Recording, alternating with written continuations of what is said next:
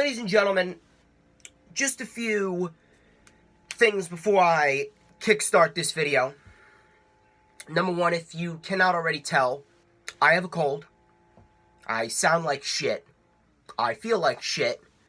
So you're probably going to see me blowing my nose and coughing in this video.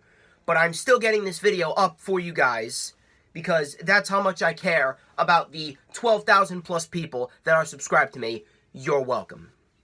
You're welcome. Let me take a drink of water.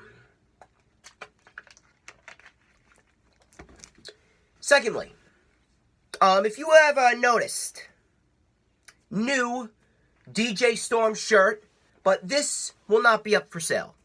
Now, you see, this was custom made by my grandmother, so not only am I better than each and every single one of you, but my family is better than each and every single one of you. My family has the best fucking taste in clothing that you could possibly find. Just pointing that out there. New custom made DJ Storm shirt, new colors. Black and gray. I can work with it. Now then, WWE Sleeping Grounds, or Stomping Grounds. You know, I've seen a lot of people going back and forth on social media, and trust me, plenty of fucking morons that I've gone back and forth with over the course of the last 24 hours. The overall pay-per-view, was it a good show? I would say it was a decent show. It was a decent show. The first 2 hours of the show were great. Fantastic. The first 2 hours of the show, I have nothing but praise for. Then, the last 4 matches of the show just went downhill. Just went downhill. I will say a few positives about the overall show. The overall show, I will say that the crowd, for the most part, was great. The crowd really brought it. 2, for the most part, the outcomes of each and every single one of the matches on the show were the right outcomes. They were the outcomes that needed to happen. They were the outcomes that everyone expected. And they were the outcomes that pretty much were needed to make this show a good show. So, all the outcomes of the matches, for the most part, made sense. But it was those last 4 matches that really brought the show down a few notches. It went from being an 8.5 to a 5. And, you know, it really does suck. It's like Vince McMahon just couldn't help himself. It's like Vince McMahon just couldn't help himself. He saw that the pay-per-view was going good. He saw that people were praising it, and he just decided to give us a few fuck yous before the show went off the air.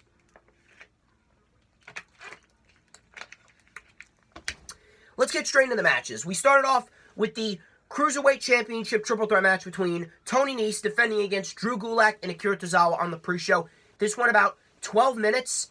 This match, fucking great. I loved it. Every single minute of that match. Every single minute of that match is worth your time. If you want to go and back and watch the match, go to the Stomping Grounds pre-show. Watch the Cruiserweight Championship Triple Threat match. I've said it before, and I will say it again. If you are not watching 205 Live, you are living life as a wrestling fan wrong. You really are. We had Drew Gulak doing a lot of innovative spots in this. There were a lot of innovative spots in this match. Drew Gulak did an innovative spot where Tony Nese was draped over the ropes, and Drew Gulak hooked Akira Tozawa and suplexed him onto Nese. Nese did a German suplex onto Gulak, and he had Akira Tozawa in a bridging pin as well. We had Drew Gulak get taken out by a super kick on the outside, Akira Tozawa with a suicide dive taking out Tony Nese, and then Akira Tozawa with a cannonball to Gulak into the barricade. Action was fast-paced. Action was all over the place. I was having a hard time keeping track of it.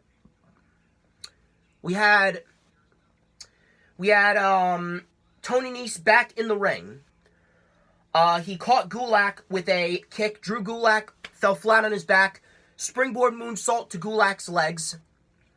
Drew Gulak was able to kick out. Towards the end of this match, Tony Nese was in a tree of woe position. Akira Tozawa was on the top, and Drew Gulak ran up the ropes as if he was running up the stairs, and suplexed Akira Tozawa, landed hard. Drew Gulak took himself out of the equation momentarily. Tony Nese got himself back up on the top rope and did a huge 450, which missed. Drew Gulak went for the torture rack neck breaker, but Tony Nese was able to reverse it. Tony Nese was out on the apron. We had Tony Nese get kicked off the apron by Akira Tozawa. Tony Nese got kicked off the apron by Akira Tozawa, and then Akira Tozawa went for a Trouble in Paradise on Drew Gulak. Drew Gulak caught Akira Tozawa up in the torture rack neck breaker, landed Akira Tozawa flat on his back. Picture perfect. Drew Gulak, 1, 2, 3. Drew Gulak wins the Cruiserweight Championship in which I thought was a huge shock. I was incredibly shocked by this result. And the reason why is because Tony Nese just won the Cruiserweight title merely 77 days ago at WrestleMania. Tony Nese was well overdue for a Cruiserweight Championship title reign. The biggest match that they could have done at SummerSlam was Tony Nese versus Oney Lorcan.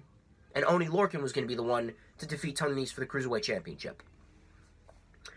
Drew Gulak walking out victorious was a shock, mainly because of the fact that Tony Nese didn't really have much of a run with it. But then again, if you think about it, if Drew Gulak didn't win the Cruiserweight title here, then most likely he was never going to be Cruiserweight Champion.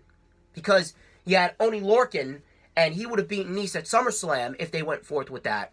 Chad Gable joined 205 Live. You have Humberto Carrillo and Mike Kanellis vying for Cruiserweight title opportunities.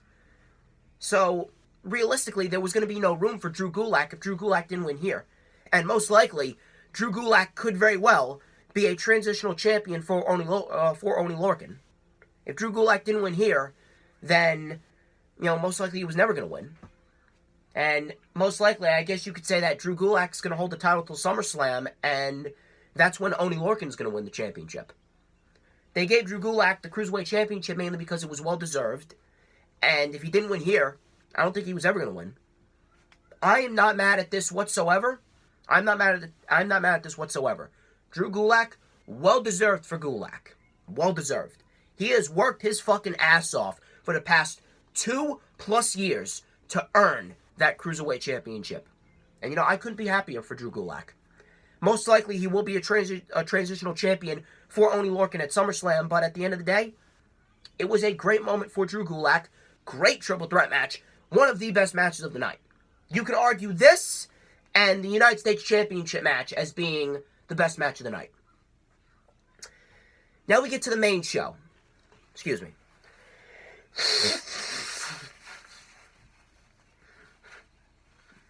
Called Suck.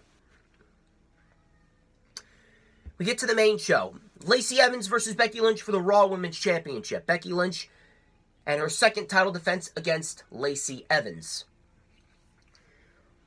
I'm telling you right now, at this rate, Lacey Evans should not be in the championship title picture until 2021.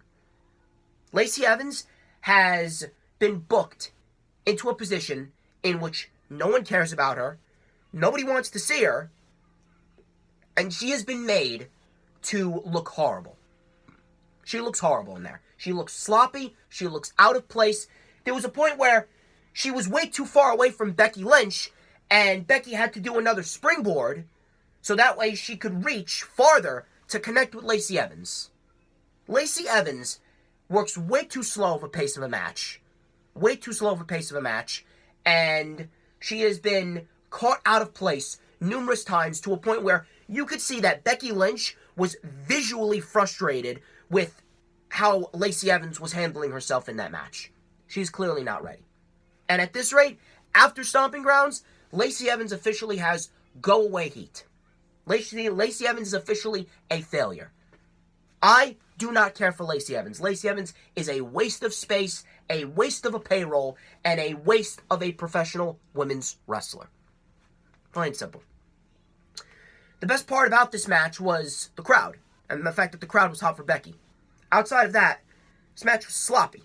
This match went 11 minutes, and it was sloppy. The best part about this match was the last 2 minutes when Lacey hit a stunner out of the corner, and then she had a knee on Becky. Becky Lynch kicked out, and then she went for the moonsault, and Becky countered into the disarmer. Quick tap out. Quick tap out by Lacey Evans. Becky Lynch retains the championship. Good. That was over with. Then we get to the New Day, Big E and Xavier Woods versus Kevin Owens and Sami Zayn. I said it before that if you give these guys time, they were going to put on a great match, and that's exactly what they did. This was a very good tag team match. I love this tag team match.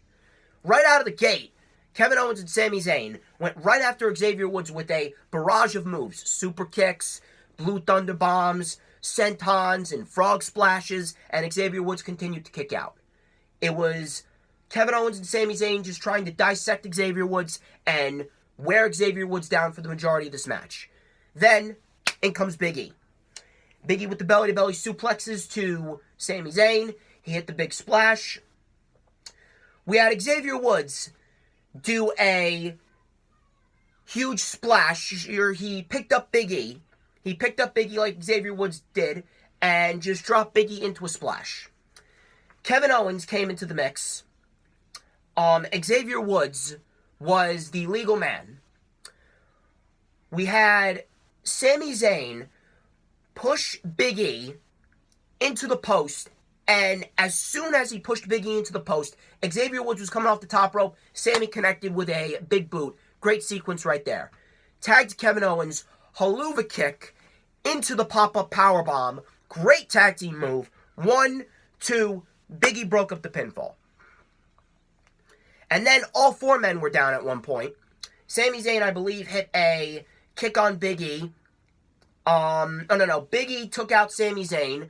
Super kick by KO on Big E. And then a twisting forearm smash to Kevin Owens. All 4 men were down. The crowd was giving this a standing ovation. The crowd was great throughout the entire night. They were chanting 205 on the pre-show. They were chanting, "This is awesome" here.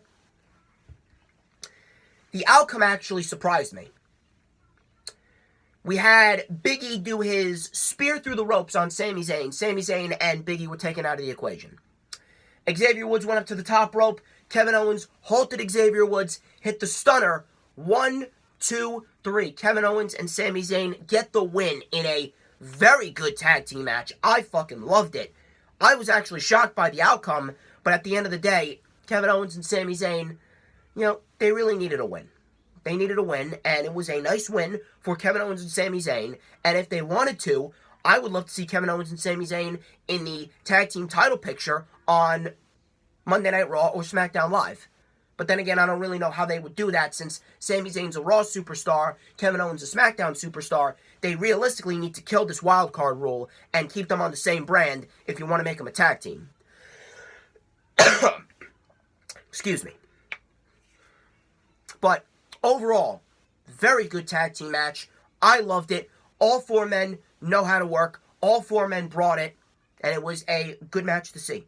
Good match to see. I don't have any complaints about that match.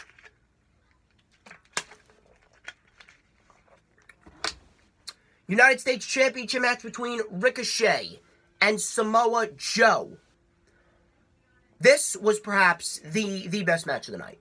And I think I'm going to have to give this match the edge, mainly because of the fact that the way that Ricochet was selling for Samoa Joe was absolutely phenomenal. He made Joe look like an absolute monster. Samoa Joe was wearing down Ricochet for the first 7 minutes of this match. We had Ricochet get pulled up by the ropes into a sit-out powerbomb by Joe. Ricochet was able to kick out.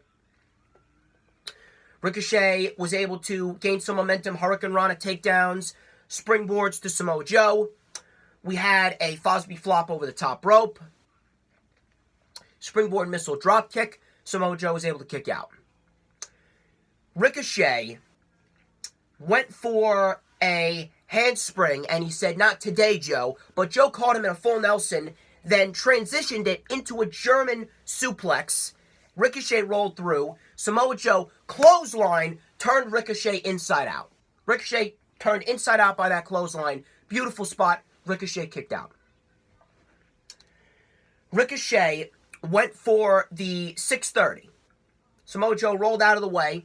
Ricochet ran at Joe. Joe caught him in a scoop power slam. I love that scoop power slam that Samoa Joe does. It's quick, it's simple, it's effective. It looks phenomenal. I love that spot. Ricochet kicked out. We had a spot where Samoa Joe was going for a Uranagi. Ricochet was able to reverse it. Ricochet was caught by Joe, but Ricochet was able to roll out of whatever Joe was about to do. I don't remember exactly what he was about to do, but Joe was going for the home run here. He was going for a finishing move, and Ricochet caught him with a code breaker. Samoa Joe falls to the mat. 630 landed right in the middle of Joe. Ricochet bounced off Samoa Joe. You can imagine that Samoa Joe's stomach and abdomen region has to be killing him this morning after taking that 630 from Ricochet. It looked brutal. Ricochet bounced off of Joe like he bounced off a trampoline. It looked brutal. And Ricochet pinned Samoa Joe. I was shocked. I was shocked that they gave Ricochet the United States Championship here, but at the end of the day, I'm not really complaining. Realistically, Joe should have never lost the title to Mysterio at Money in the Bank. Joe should have never lost the title to Mysterio at Money in the Bank, number one. And number two, I would have been a little bit more okay with this result if Joe was still in his first reign and Joe just dropped the title to Ricochet here.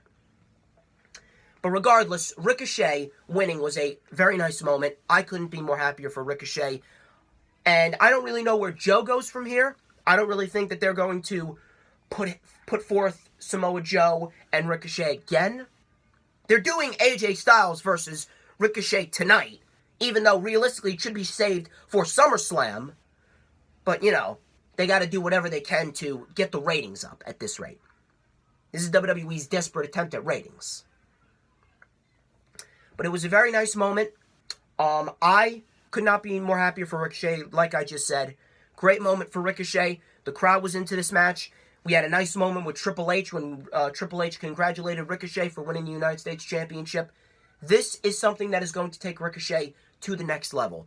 Ricochet needs to hold that title going into the fall. That is Ricochet's title. Ricochet is going to be a force to be reckoned with as the United States Champion, and at the end of the year, whoever Ricochet loses that title to, then at the beginning of 2020, he moves on to the Universal title picture. Then we had the SmackDown Live Tag Team Championship match. And this match will perhaps go down as one of the most underrated, very, very underrated tag team matches of the year. I was really not expecting too much from this match. I was excited to see it, but with the match placement, I really wasn't expecting too much, but the crowd was fucking on fire. And I mean on fire for Daniel Bryan. Like, if you really want to talk about Yes Movement vibes, what I got from the Tacoma crowd was the vibes of 2014 when Daniel Bryan was at his peak as a top babyface in the WWE. That's how hot they were for Daniel Bryan.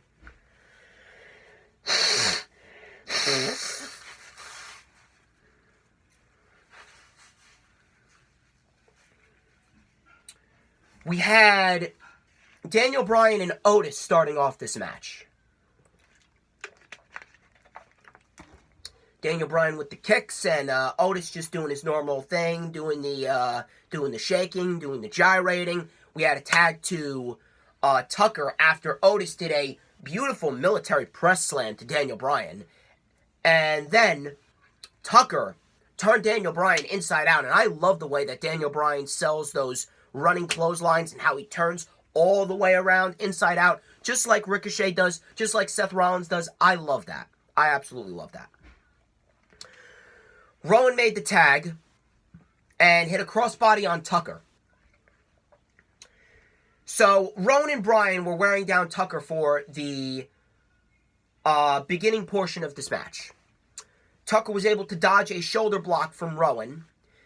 We got a tag to Otis, and then a tag to Daniel Bryan. Otis, with the shoulder tackles on Daniel Bryan. Otis was feeling it. Spinning scoop slam to Daniel Bryan. Otis went from corner to corner with a big body block. Hit the caterpillar on Daniel Bryan. I believe... What was it? I believe Daniel Bryan was able to wriggle out of a suplex that Otis was attempting, and he started running back and forth with his running drop kicks in the corner, the Daniel Bryan-esque drop kicks. Otis ran to the middle of the ring, hit a beautiful pop-up powerbomb on Daniel Bryan, looked very flush. Then, Eric Rowan was the legal man. Now, Eric Rowan was the legal man after we had a nice moment where Otis, he was receiving the patented yes kicks from Daniel Bryan, or the no kicks, or whatever type of kicks you want to call them. He was receiving those kicks, and with every kick, he was shaking and hyping himself up like he was hulking up. He was doing the truck thing, he was doing the toot-toot, he was thrusting his hips. I was laughing my ass off at that rate. Daniel Bryan went for a kick. Otis threw him 3/4 of the way across the ring in a capture suplex. I loved it. Then, we had Eric Rowan make the tag. And Otis had Rowan. They were going for the compactor. Daniel Bryan pulled the rope down. Tucker went over the top.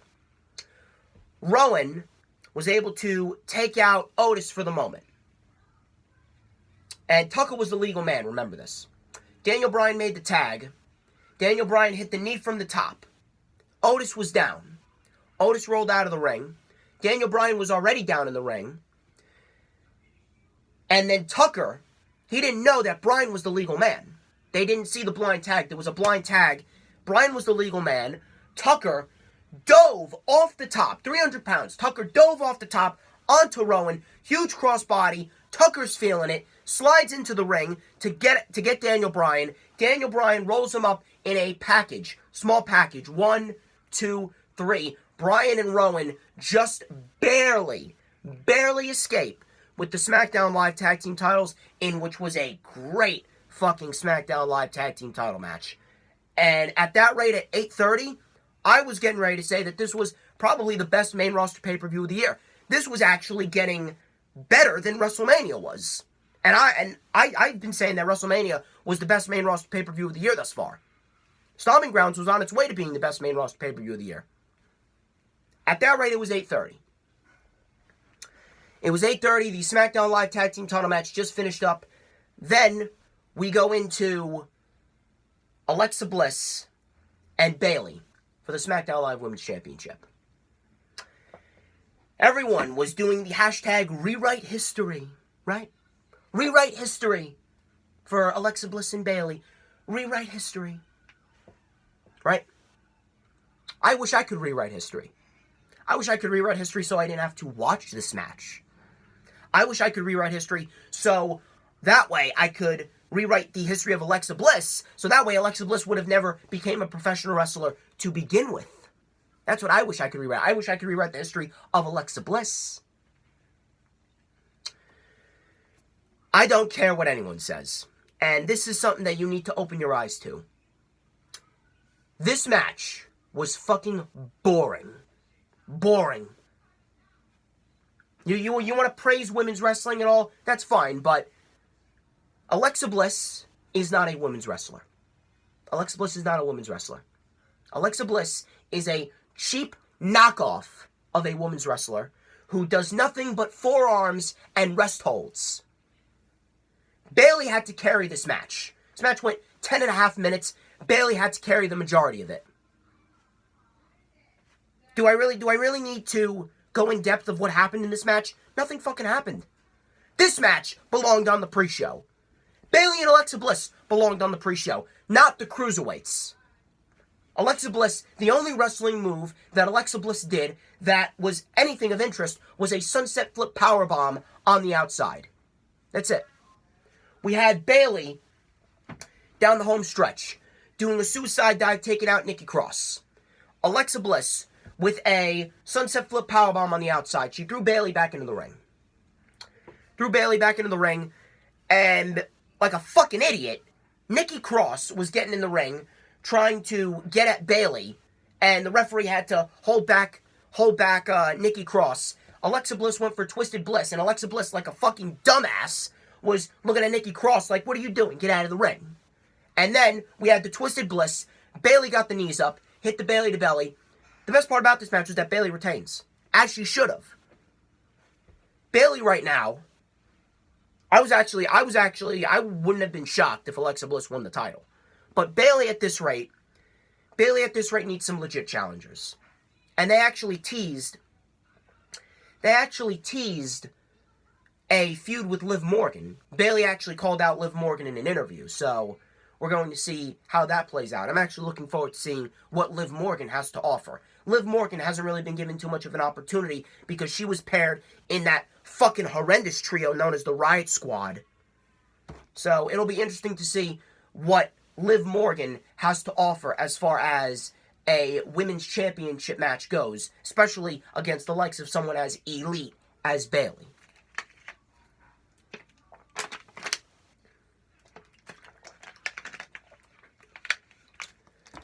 But Alexa Bliss should not be anywhere near the championship picture for probably the rest of her career. Matter of fact, I genuinely hope that I never have to see her wrestle again. I genuinely hope I never have to see her wrestle again. I don't care. You need to open your fucking eyes. That match with Bayley proved that Alexa Bliss is more worthless than Nia Jax.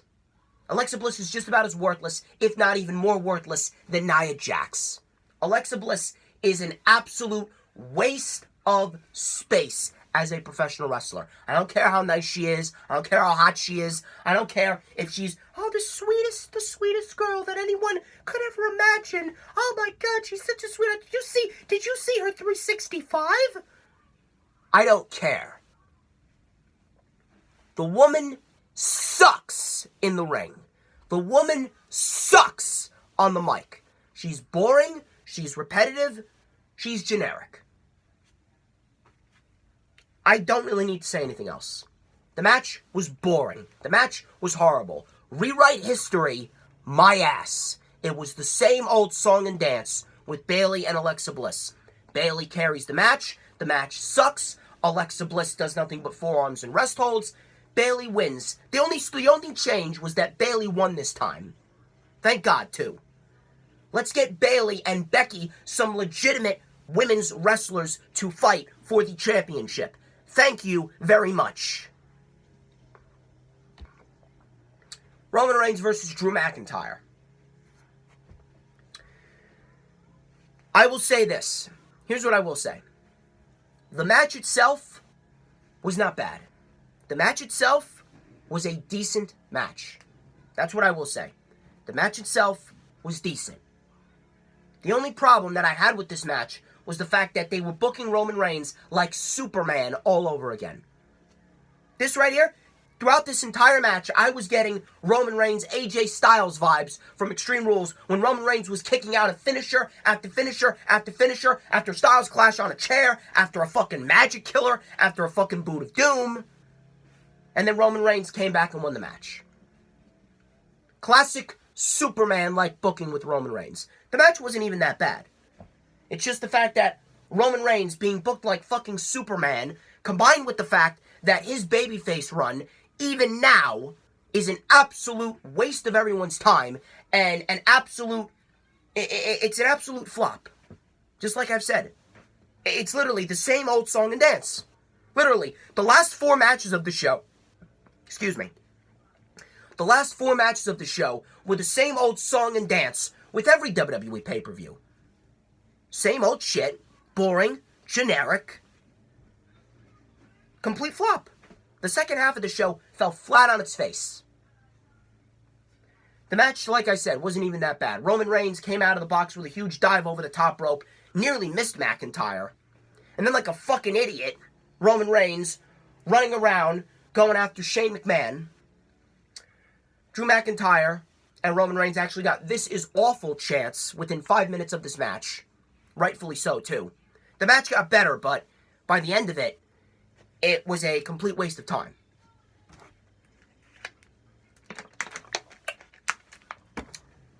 Roman Reigns hits the spear on Drew McIntyre. Well, Drew McIntyre hit a superplex, he hit a Glasgow kiss. Roman Reigns hit a spear on Drew McIntyre. The referee was pulled out. The referee was pulled out by Shane McMahon. And then Shane McMahon hit a coast-to-coast on Roman Reigns. Where was the disqualification in that? The ref wasn't dead. The ref wasn't dead. Shane McMahon didn't pull out the ref and punch him. Shane McMahon just slid the ref out. What did Shane McMahon do that was going to pretty much make the ref go limp? Did he have a special potion that he slipped the ref when he was pulling the ref out of the ring? And then the ref went limp? And then the ref just woke up magically after Shane McMahon hit the coast-to-coast? Why wasn't Drew McIntyre disqualified at that rate? Better yet, why wasn't Shane kicked out? And that was even worse in the main event with the referee. And I'm gonna get into that. He hits the coast-to-coast on Roman. Drew McIntyre pins him. The ref counts 1, 2. Roman kicks out. Kicked out of a coast-to-coast. Kicked out of coast-to-coast. Kicked out of a spinebuster. Kicked out of a superplex. This match was pretty much Roman Reigns kicking out of everything. Roman Reigns kicked out of everything. Roman Reigns hit the Superman punch. He threw Shane over the top rope. Hit a second spear on McIntyre. Roman Reigns wins. Decent match. Not gonna lie, the match wasn't bad. It was their best match that they've had together. But at the end of the day, who fucking cares? The report that Roman and Vince supposedly had a fight after Super Showdown, untrue. Completely untrue. If I'm comparing the booking of Roman at Stomping Grounds to the booking of Roman Reigns back at Extreme Rules in 2016, where he was booked like fucking Superman, you know for a fucking fact that what happened at Super Showdown and whatever that fucking moron Nick, the sports entertainer, whatever he reported on that video, completely untrue. Completely untrue. I actually heard supposedly that Brad Shepard reported that Roman was actually supposed to lose, but Vince changed it. Vince changed it before the show even started. To be quite honest with you, it's really not that far-fetched. Completely untrue was that report that they supposedly had a fight. If Vince McMahon is booking Roman Reigns like fucking Superman, like we saw last night at Stomping Grounds, you know it was untrue. You knew it was completely untrue. Same old nauseating Roman Reigns Superman bullshit. I don't care. And now, supposedly tonight, we get Roman versus Drew and Shane in a 2-on-1 handicap match. Most likely we'll get that at Extreme Rules too. Yeah, but that's really going to drive up the ratings, right? That's really going to drive up the ratings. It's such good shit.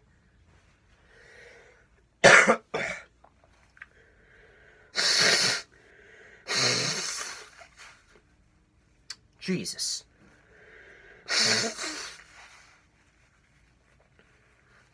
You better show some fucking appreciation for what I'm doing for you guys. I feel like shit, and I'm getting this video up for you guys.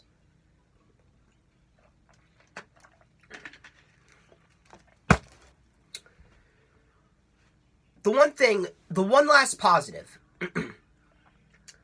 There's one last positive I will give WWE. One last positive, and one last positive only. I will give WWE credit for the fact that they put the 2 world title matches on last, as they should be. I will give WWE credit there. They put the WWE Championship and the Universal Championship on back-to-back, the final 2 matches of the show, as they should be, because the world titles should be made to look important. That I will give WWE credit for. The 2 matches in the main event, the 2 main event matches were jack shit. The steel cage match was completely overplayed and booked, and just booked so boringly. Literally, I don't know what it is with WWE and their steel cage matches on the main roster, but each and every single one of their steel cage matches they're so fucking generic. They're so fucking generic. They didn't even make an effort to make the steel cage match creative between Kofi Kingston and Ziggler. Didn't even make an effort. The match was way too slow-paced. They barely even used the structure. And the last 4 to 5 minutes of this match was nothing but ankle locks and them scratching and clawing to try and get out the cage door. The best part about this match was the creative finish. Kofi Kingston was worn down by Ziggler for the majority of this matchup, and then Kofi came back. Kofi throwing Ziggler back and forth into the steel cage, slapping Dolph Ziggler. We had Kofi with a springboard crossbody off the top rope. Dolph Ziggler had Kofi in an ankle lock, a modified ankle lock in which he had on for about 2 minutes. Hit the zigzag, Kofi kicked out. Ziggler with another ankle lock. Kofi Kingston tried to reverse it, and then they just started scratching and clawing to try and get out of the cage. Ziggler was raking the eyes. He was so close, but Kofi Kingston pulled him back. Then he had his feet out the door, and Kofi Kingston pulled him back. Ziggler hit a double kick right to the face of Kingston. Then, Ziggler was on his way. He was crawling out, and out of nowhere, Kofi Kingston does a suicide dive through the ropes, through the door, over Dolph Ziggler. Both feet hit the floor. Kofi Kingston retains. The finish was very creative. I will give WWE credit there. That, I've never seen a steel cage end like that. So I will give them credit there. But the overall match was fucking boring. It was boring, it was generic, it was paced way too slow. It was certainly better than their Super Showdown match. That's not saying much, though. But at the end of the day, WWE ruined Kofi Kingston's WWE Championship run.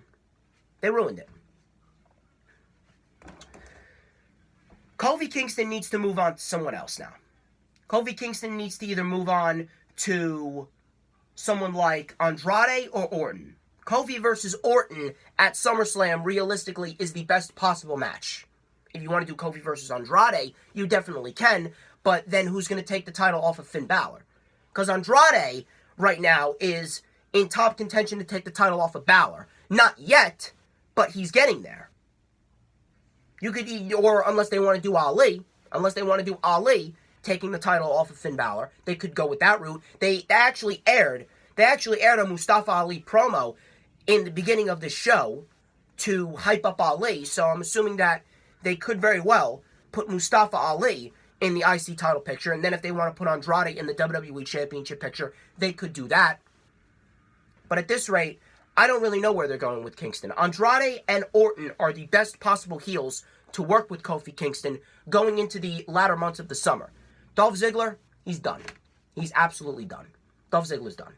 There's absolutely no place for Dolph Ziggler on WWE television anymore. Most likely, he's going to go away. Most likely, he'll be back in the comedy clubs. Dolph Ziggler merely came back as an interim opponent for Kofi Kingston because Kevin Owens didn't want to go to Saudi Arabia, and then they decided to extend the feud to Stomping Grounds because they didn't have enough time to actually build a new program for Kofi going into the Tacoma Dome pay-per-view.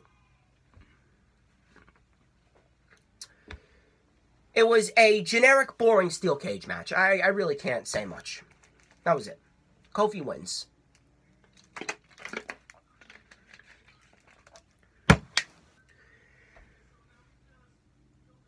Universal title match between Seth Rollins and Baron Corbin. Special guest referee.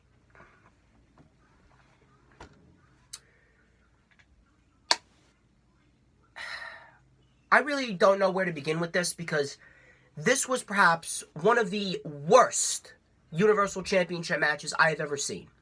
So many logic gaps, so much shit that was just a spit in the fucking face. An absolute spit in the fucking face to all the fans in the Tacoma Dome. First off, Seth Rollins tweeted that WWE Stomping Grounds is going to have the best wrestling on the planet. Seth, I don't know what you're smoking. I don't know if you got a hold of Matt Riddle's stash, but are you fucking kidding me? Best wrestling on the planet? Might I remind you, Seth, that you have been complacent for the last 8 months. You have just been trying to get along, to get by. You've been trying to make the best out of what you're given, but in reality, what you're given has been jack shit. There's a reason why Jon Moxley left, and it was because of shit that we saw.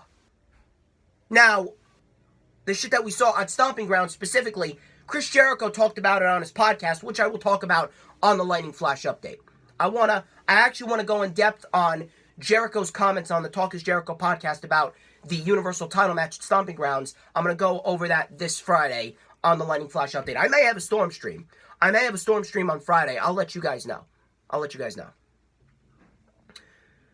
Corbin selects Lacey Evans, of all people. At that rate, Lacey Evans is dead. Lacey Evans is a dead character. Lacey Evans is a dead act. Lacey Evans is a waste of space. Lacey Evans is finished. I don't think Lacey Evans is ever going to recover from this.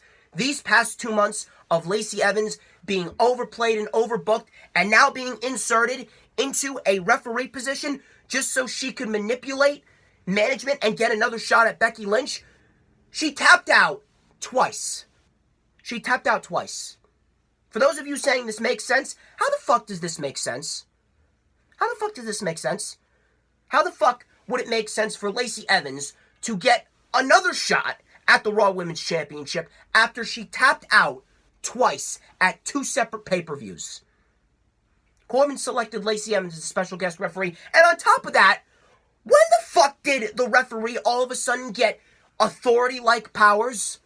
When all of a sudden can the referee change matches on the fly? She's not special guest constable. She's not special guest GM. She's special guest referee. She is there to count the pin, call the bell if there's a submission, DQ, or a countout. Literally, she was up to 8, and then she said, "You know what? No, this match is starting. No, countouts." And then Rollins was beaten by Corbin over and over again with a fucking chair, and then all of a sudden, after 6 steel chair shots, Lacey Evans goes, "This match is gonna start, no disqualification." The crowd was chanting, "This is stupid," AEW, Daniel Bryan, CM Punk, boring, all rightfully so. Because that's what WWE gets for fucking spitting in our faces and giving us a dead character like Baron Corbin in the main event of a pay-per-view with a shitty special guest referee like Lacey Evans after all the hype and all the build that Baron Corbin put in to picking a guest referee, and they choose Lacey Evans. I got an idea for you. Why didn't you choose Samoa Joe? Samoa Joe and Rollins have history. You could have chosen Samoa Joe, and you could have built off a program with Joe and Rollins going into Extreme Rules as an interim opponent for Seth Rollins before he gets to Drew McIntyre at SummerSlam. Better yet, why didn't you give it to Cesaro? Why didn't you give Cesaro the referee position? Why didn't you give Cesaro the position? Do you realize that if you would have given Cesaro the position, you could have given someone an opportunity in the Universal title picture that has never gotten an opportunity in the Universal title picture before, like Cesaro? A Cesaro Seth Rollins program as an interim program before SummerSlam? Why wouldn't you want a 25-minute match with Cesaro and Seth Rollins for the Universal Championship? That would have been a fucking great match. Cesaro as the referee, Rollins would have retained anyway against Corbin, and he did retain anyway. But you could have worked out a much better person as the referee. Samoa Joe and Cesaro were 2 much better choices that would have made a lot more sense than Lacey Evans. Cesaro could have been built up as a new opponent for Seth Rollins. Joe and Rollins have history. You could have built off that. I don't get it. And on top of that, the overall scheme of this was the relationship between Becky Lynch and Seth Rollins. Why does WWE feel the need to force this relationship onto television? Private lives should be kept as private lives. The last few relationship storylines that WWE tried to do with Aiden English, Rusev, and Lana, and then we had Rusev and Ziggler with Summer Rae and Lana, and then we had Shane McMahon bringing in the Miz's dad and his personal life. The last few personal life feuds didn't really work out too well. Why does WWE feel the need to force this relationship down our throats and kind of just make it their priority when it really doesn't need to be? Becky Lynch has lost all of her appeal thanks to this Lacey Evans feud. Seth Rollins has been booked like an absolute fucking moron during this entire Baron Corbin feud. The match that he had with Corbin at Super Showdown was decent. This match was fucking horrible. Logic gaps everywhere. Lacey Evans not even counting when Seth Rollins hit the Falcon Arrow. Then we had Lacey Evans fucking slapping Seth Rollins. She hit the low blow on Seth Rollins. Might I remind you, why did Becky Lynch come out 16 minutes after this match had already started? Becky Lynch should have came out in the first 4 minutes. As soon as Lacey Evans made that first slow count for Seth Rollins, that's when Becky Lynch should have come out. But no, Becky Lynch had to wait until Lacey Evans changed the rules to no DQ, and then no count out, and then she slapped Rollins, then she wouldn't count, and then she low blowed Rollins. Becky Lynch waited till she low blowed Rollins in order to come out and take out Lacey Evans. How dumb does Becky Lynch look in this situation?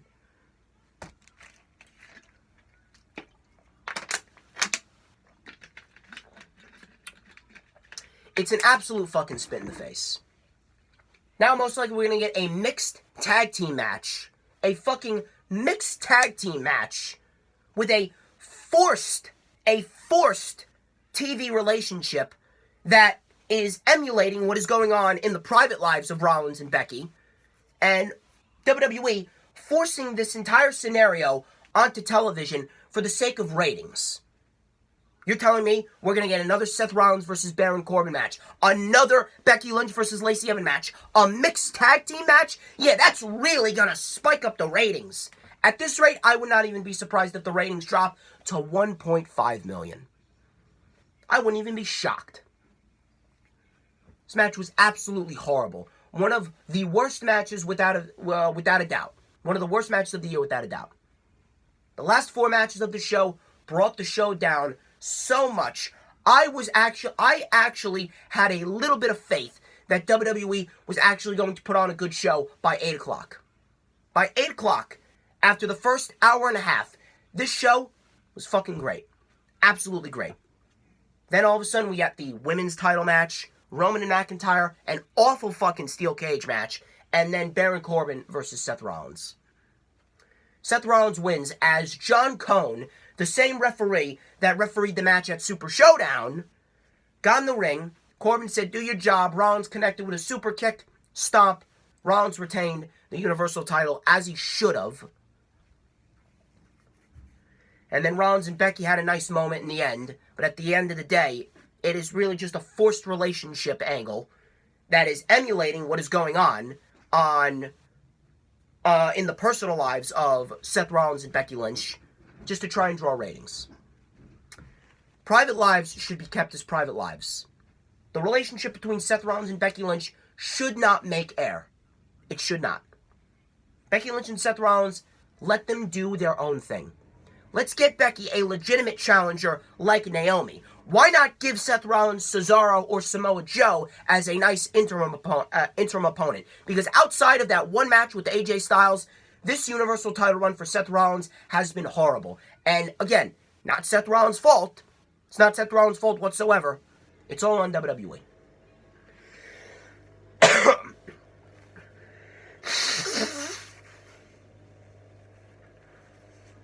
I think I'm actually getting worse. I think I'm actually getting worse as I watch this shit. And as I talk about this shit. I'm actually getting worse as I talk about WWE main roster programming. At this rate, I'm not going to be better until fucking SummerSlam. And I've only had this cold for 2 days.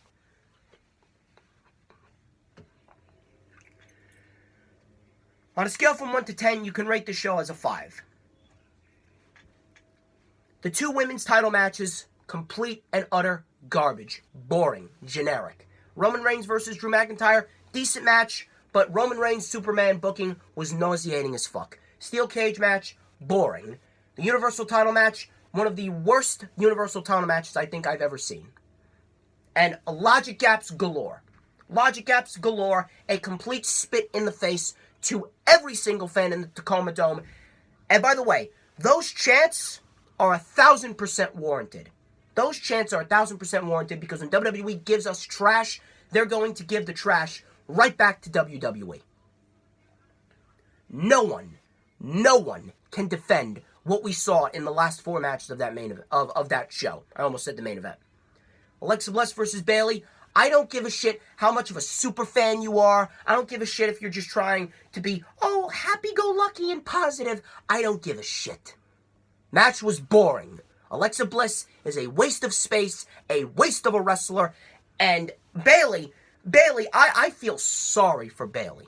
I genuinely feel sorry for Bayley. I genuinely feel sorry for Becky, too, that she had to work with such a sloppy, uncoordinated bimbo like Lacey Evans. I almost threw up my dinner from earlier that night when I was watching Roman Reigns getting booked like Superman. I had a nice dinner. I had a nice dinner. I had a sausage. I had yellow rice. Had some green beans. A nice salad. Mozzarella and tomato. A little basil and olive oil on that. I had a very nice dinner. Very, very nice dinner. I had some Sweet Baby Ray's barbecue sauce on that sausage. I mean, a lot of you fucking morons will know a little bit about Sweet Baby Ray's barbecue sauce as you dip M&M cookies in them and stuff your face with them as you're trying to gain relevancy off of me. But I was nearly throwing up my dinner during Roman Reigns and Drew McIntyre and Roman Reigns being booked like Superman. Kofi Kingston needs something of substance immediately. The last thing that Kofi had of substance was Kofi and Owens. Kofi and Owens at Money in the Bank was a very good match. I very much enjoyed that match. That was a very good match. But Kofi right now, dead. Dead in the water. They need to get him something big and someone of substance going into SummerSlam immediately. Immediately. I don't even need to discuss what happened in the Universal title match because I think I've already ranted enough. If anyone supports anything that happened in the last 4 matches of that show, I'm going to say what I've always said. You are an absolute fucking moron. You're an absolute fucking moron. You need to get put in a mental fucking asylum. You need to fucking smarten up. And you don't belong anywhere near professional wrestling related material. And I will say this yet again. Your stupidity doesn't deserve respect. There's a difference between an opinion and stupidity. I never bash opinions. I always bash stupidity.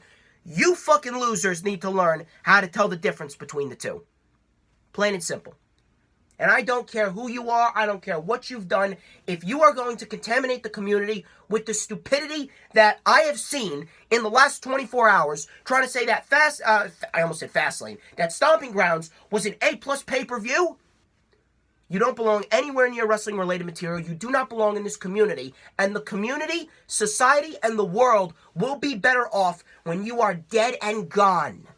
When you have deceased, whether that be 30, 40, 50, 60 years from now, the world will be a better place without your fucking stupidity. Plain and simple.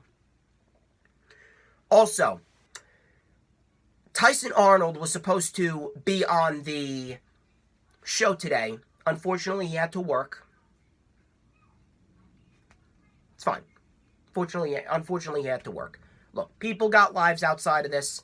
Completely fine. We're going to work on collaborating down the line. Hopefully, he can come on a Storm stream this week. But ladies and gentlemen, that's been the rewind for WWE Stomping Grounds. I would like to thank each and every single one of you who tuned into this video.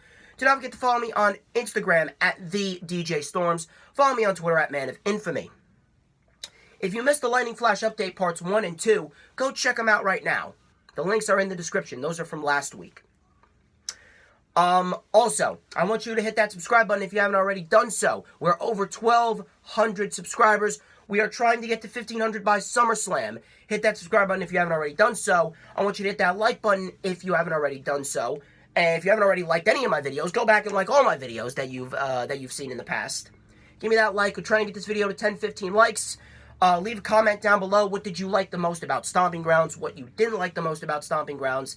Hit that notifications bell with a huge coup de grace. That way you will know whenever I pop up on YouTube. Because whenever I pop up on YouTube, it is the best time to be on YouTube.com.